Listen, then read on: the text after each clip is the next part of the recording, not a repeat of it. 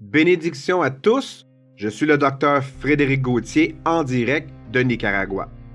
Aujourd'hui, je veux parler de l'Apocalypse chapitre 2, verset 9.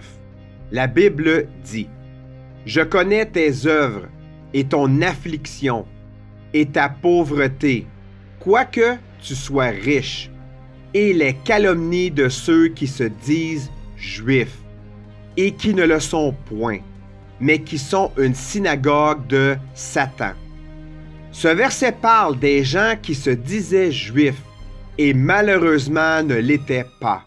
Pourquoi?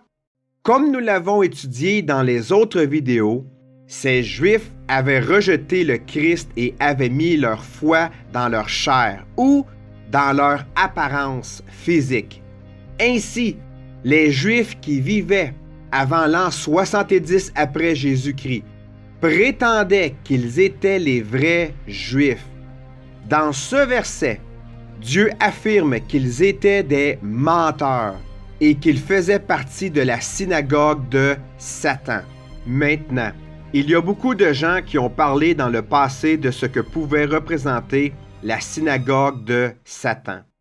Vous n'avez pas besoin d'un diplôme universitaire pour savoir que la seule religion dans le monde qui utilise des synagogues est le judaïsme. Ainsi, quand Dieu parle de la synagogue de Satan, il parle clairement des Juifs qui ne se sont pas convertis à Jésus-Christ.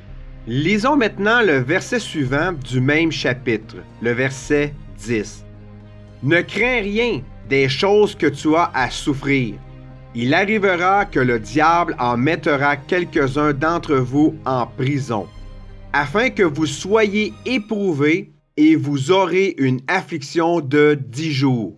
Sois fidèle jusqu'à la mort, et je te donnerai la couronne de vie. » Pourquoi Dieu fait-il un lien entre la synagogue de Satan au verset 9 et la persécution des chrétiens au verset 10? C'est parce qu'en lisant le livre des Actes, vous découvrirez que ce sont toujours les Juifs qui persécutaient les chrétiens. En fait, vous trouverez jamais dans tout le livre des Actes un Romain persécutant un chrétien. La persécution a commencé avec Jésus, puis Étienne, et s'en est suivi des apôtres. Cette persécution s'en ressent dans presque tous les chapitres du livre des Actes.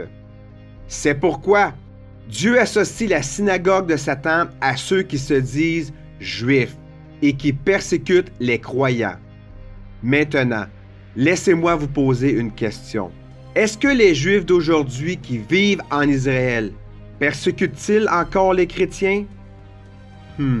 Il n'y a aucun doute à ce sujet. Le judaïsme d'aujourd'hui est encore, selon Dieu, appelé la synagogue de Satan.